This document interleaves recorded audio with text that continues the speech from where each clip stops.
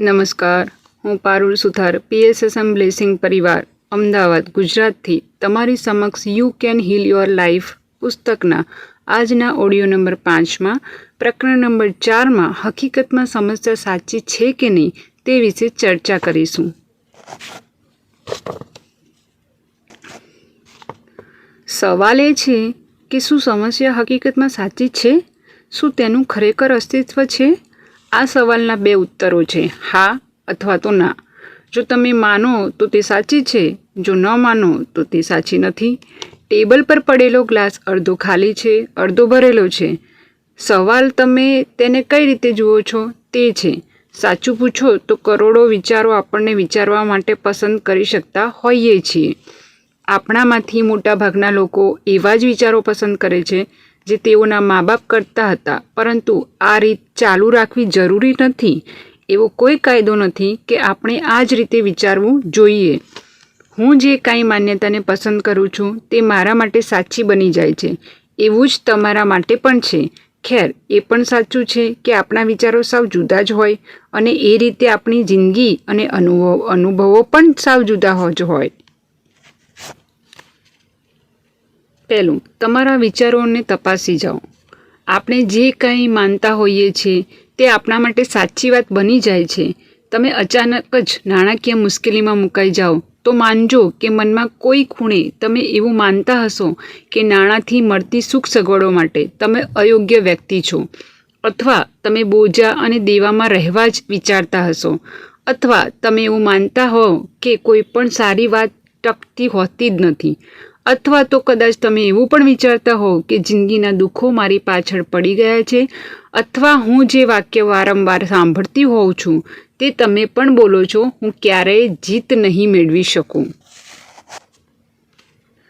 હવે બીજું, જો તમે કોઈ સંબંધ બાંધી ન શકો તો તમે વિચાર આવશે કે કોઈ મને ચાહતું નથી, અથવા હું પ્રેમને લાયક જ નથી. કદાચ તમને ડર હોય કે તમારી માતાની જેમ તમારા ઉપર પણ કોઈ આધિપત્ય જમાવી દે, અથવા તમને એવો વિચાર આવે કે લોકો મને દુઃખ પહોંચાડે છે.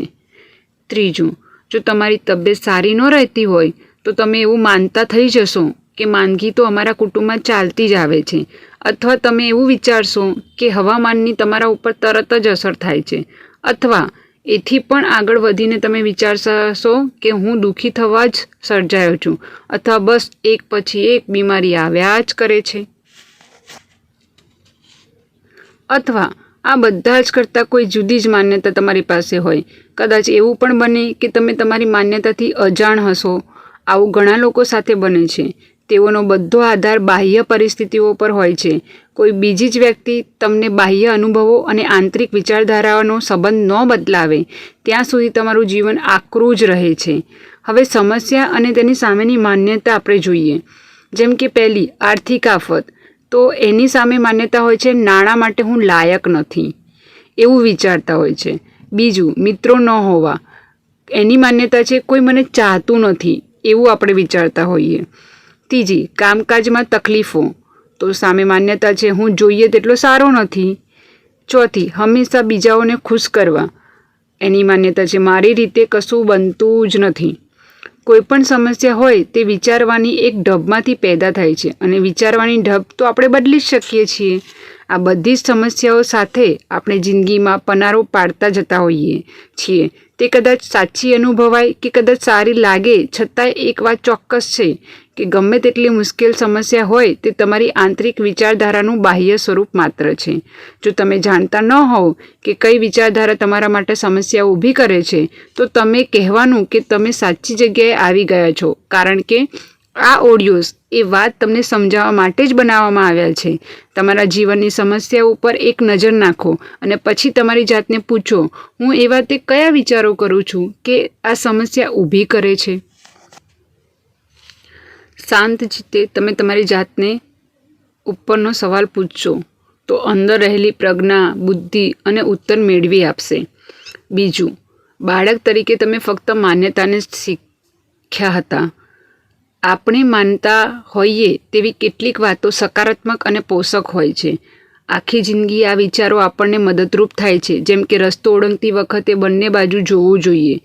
પણ કેટલાક વિચારો શરૂઆતમાં જ બહુ જ ઉપયોગી હોય છે, પણ આપણે જેમ જેમ મોટા થતા જઈએ તેમ તેમ તે યોગ્ય રહેતા નથી. જેમ કે અજાણ્યાનો વિશ્વાસ રાખવો નહીં, એ નાના બાળક માટે સારી સલાહ હશે, પરંતુ મોટા થયા પછી આ જ વિચારને જો આપણે વળગી રહીએ તો આપણે એકલા પડી જઈએ. આપણે ક્યારેક શાંતિથી બેસીને આપણી જાતને શા માટે સવાલ પૂછતા નથી? શું તે ખરેખર સાચી વાત છે? દાખલા તરીકે, હું શા માટે એવી વાતોમાં વિશ્વાસ રાખું છું કે કંઈ પણ શીખવું એ મારા માટે મુશ્કેલ વાત છે? સવાલોને વધુ સારી રીતે આ પ્રમાણે પૂછી શકાય: શું અત્યારે આ મારા માટે સાચી અને યોગ્ય વાત છે? એ માન્યતા વિચાર ક્યાંથી ઉદ્ભવ્યો?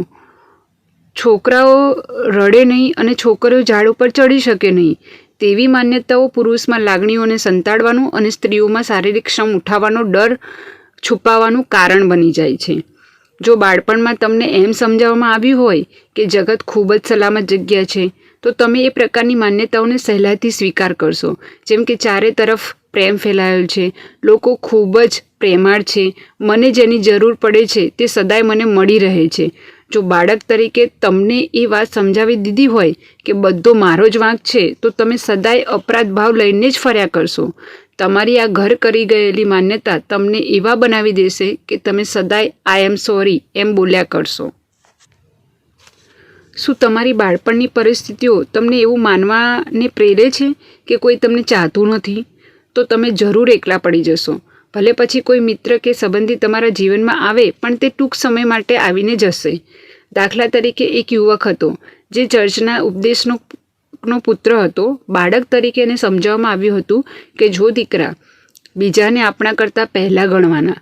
આ ઉપદેશકનું કુટુંબ હંમેશા છેલ્લે જ રહેતું હતું. અત્યારે આ પુત્ર ઉપદેશ આપીને ઘણાને સારી રીતે મદદરૂપ થાય છે, છતાંય તે હંમેશા દેવામાં ડૂબેલો હોય છે. તેની ઘર કહેલી માન્યતા તેને લાઈનમાં છેવાડે જ રાખે છે. ત્રીજું, જે તમે માનશો તે સાચું જ લાગશે. શું તમે એ સેંકડો માનવીઓ જેવા તો નથી ને કે જેઓ સવારે ઉઠે અને વરસાદ પડતો જુએ એટલે બોલી ઉઠે, ઓય કેવો વાહિયાત દિવસ! આ વાહિયાત દિવસ નથી, એ તો ફક્ત ભીનો ભીનો દિવસ છે. જો યોગ્ય કપડાં પહેરી લઈએ અને આપણો અભિગમ બદલી નાખીએ તો વરસાદની મજા માણી શકીએ. પણ જો વરસાદી દિવસને આપણે વાહિયાત દિવસ માનતા થઈ જઈશું તો આપણે વરસાદને મનોમન ગાળ દઈને જ આવકારીશું. એ વરસાદની દિવસને માણવાને બદલે આપણો એ આખો દિવસ મૂળ વગરનો બની જશે. જો તમારે આનંદથી ભરપૂર જિંદગી જોઈતી હોય તો તમારે આનંદથી ભરપૂર વિચારો કરવા જોઈએ. જો તમારે સમૃદ્ધ જિંદગી જોઈતી હોય તો તમારે સમૃદ્ધિના વિચારો કરવા જોઈએ. પ્રેમાળ જિંદગી જોઈતી હોય તો તમારા વિચારોમાં પ્રેમ છલકતો હોવો જોઈએ. આપણે જે કાંઈ માનસિક રીતે બોલીએ, વ્યક્ત કરીએ છીએ, તે અચૂક તે સ્વરૂપ આપણને પાછું મળે છે. ચોથું, દરેક ક્ષણ એક નવી શરૂઆત છે. હું ફરીથી કહેવા માગું છું કે વર્તમાન ક્ષણમાં જ શક્તિનું કેન્દ્રબિંદુ રહેલું છે. તમે ક્યારેય અટકી પડેલા હોતા જ નથી. અત્યારે જ અને આ સ્થળે જ આપણા પોતાના મનમાં બદલાવ આવતા જ રહેતા હોય છે. કેટલાક સમયથી આપણે નકારાત્મક વિચારોમાં રહ્યા છીએ, અથવા બીમારીમાં રહ્યા છીએ, અથવા સંબંધોમાં કડવાશ આવી છે, અથવા નાણાંની ખેંચમાં રહ્યા છીએ, અથવા જાતને ધિક્કારા કરી છે. તો તે વાતો અગત્યની નથી. આપણે આજે નવી શરૂઆત કરીએ છીએ તેમ છીએ તે અગત્યનું છે. તમારી સમસ્યા તમારા માટે સત્ય જ ઠરી જાય તે જરૂરી નથી. જ્યાંથી તે ઉદ્ભવી ત્યાં જ તે પૂરી થઈ શકે છે. તમે તેમ કરવાને શક્તિમાન છો ને સક્ષમ છો. યાદ રાખો, તમે અને ફક્ત તમે જ તમારા મનથી વિચારો કહી શકો છો. તમારા વિશ્વમાં તમે જ શક્તિ અને તમે જ સત્તા ધરાવો છો. ભૂતકાળમાં તમે કરેલા વિચારોએ અને તમારી માન્યતાઓએ આ ક્ષણ પેદા કરી છે અને આ ક્ષણ સુધીની બધી ક્ષણોને પણ પેદા કરી છે. હવે પછીની ક્ષણે તમે જે માનશો, વિચારશો અને બોલશો તે હવે પછીની ક્ષણ, હવે પછીનો દિવસ, હવે પછીનો મહિનો અને હવે પછીનો વર્ષ પેદા કરશે. એટલે હવે આ ક્ષણથી નવા અને સકારાત્મક વિચારોને શરૂ કરી દો, તો તમે તમારા જીવનમાં બધું જ સકારાત્મક મેળવશો. પાંચમું, શું તે સાચું છે? એક પળ માટે થોભી જાઓ અને તમારા મનમાં ચાલતા વિચારોને પકડી લો. અત્યારે તમે શું વિચારી રહ્યા છો? જો એ વાત સાચી હોય કે તમારા વિચારો તમારા જીવનને ઘડે છે, તો અત્યારે તમે જે વિચાર કરી રહ્યા છો એ સાચા ઠરવાને લાયક છે? જો એ વિચારો ડરના હોય કે ક્રોધના હોય કે દુઃખના હોય કે બદલો લેવાની વાતના હોય કે ચિંતાના હોય, તો એ વિચારો કેવી રીતે પાછા તમારા જીવનમાં આવશે તે અંગે વિચાર કર્યો છે ખરો? દરેક વખતે આપણા વિચારને પકડી લેવો સહેલી વાત નથી, કારણ કે તે ઝડપથી દોડતા હોય છે. છતાંય અત્યારે આ ક્ષણો આપણે જે કંઈ બોલીએ તે સાચવીને સાંભળવું. જો કોઈ નકારાત્મક વાત તમે રજૂ કરતા હો તો અડધા વાક્યને અટકી જજો. તમે તે વાક્યની ફરી રચના કરજો અથવા તેને રદ કરી દેજો. અરે તમે વિચારને એમ પણ કહી શકો છો, બહાર ચાલ્યો જા. ધારો કે બુફે ભોજનમાં સમારંભમાં તમે વાનગીઓની ડીશો સામે તમારી થાળી લઈને ઊભા છો. હવે વિચારો કે આ વાનગીઓની ડીશોમાં ભોજનને બદલે વિચારો છે. તમારે તેમાંથી એક કે બધા જ વિચારો પસંદ કરવાના છે. નક્કી માનજો કે આ વિચારો જ તમારા ભાવિનું અનુભવનું ઘડતર કરશે. હવે જો તમે એવા વિચારો પસંદ કરો જે દુઃખ અને સમસ્યાઓ પેદા કરે તો તે મૂર્ખામી જ બની રહેશે. આ તો માંદા પડી જવાય તેવો તમે ખોરાક પસંદ કર્યો કહેવાય. આવું કદાચ 1-2 વાર બને તો સમજ્યા, પણ જેવી આપણને ખબર પડે કે આવો ખોરાક આપણી તબિયત બગાડે છે એટલે આપણે તરત તેવું ખાવાનું બંધ કરી દઈએ છીએ. આવું જ વિચારોનું પણ છે. આપણે સૌએ એવા વિચારોથી દૂર રહેવું જોઈએ જે સમસ્યા અને દુઃખ પેદા કરે. ડૉક્ટર રેમન્ડ ચાર્લ્સ બાર્કર હંમેશા કહેતા, જ્યારે કોઈ સમસ્યા ઊભી થાય ત્યારે કંઈક કરવાનું હોતું નથી, પરંતુ કંઈ જાણવાનું હોય છે. આપણું મન આપણા ભાવિને ઘડે છે. જ્યારે વર્તમાનમાં કોઈ વાત એવી બને જે અનિચ્છનીય હોય તો તરત આપણે આપણા મનને કામે લગાડી તે પરિસ્થિતિને બદલવાનો પ્રયત્ન કરવો જોઈએ. તે વાત આ ક્ષણે જ શરૂ થઈ જવી જોઈએ.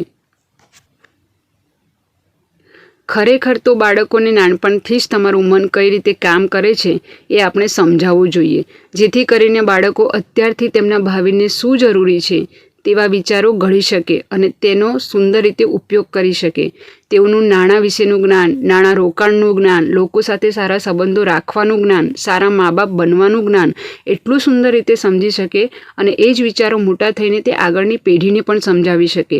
આ બધા છતાંય વ્યક્તિગત રીતે તો તેઓ અલગ વ્યક્તિત્વ ધરાવતા જ હશે જે તેમની સર્જન શક્તિને ખીલેલી રાખશે.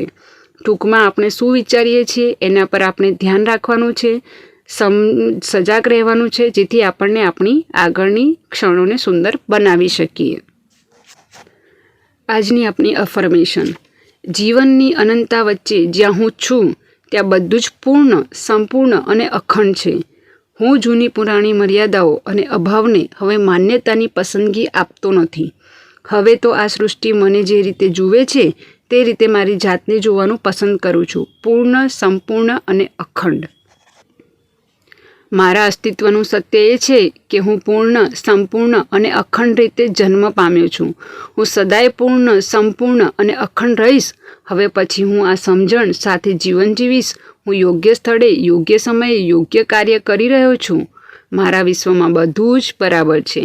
આજના ઓડિયોમાં આપણે અહીં વિરામ મૂકીએ છીએ અને હવે પછીના ઓડિયોમાં આપણે પ્રકરણ નંબર 5 વિશે ચર્ચા કરીશું. તમારો ખૂબ જ આભાર.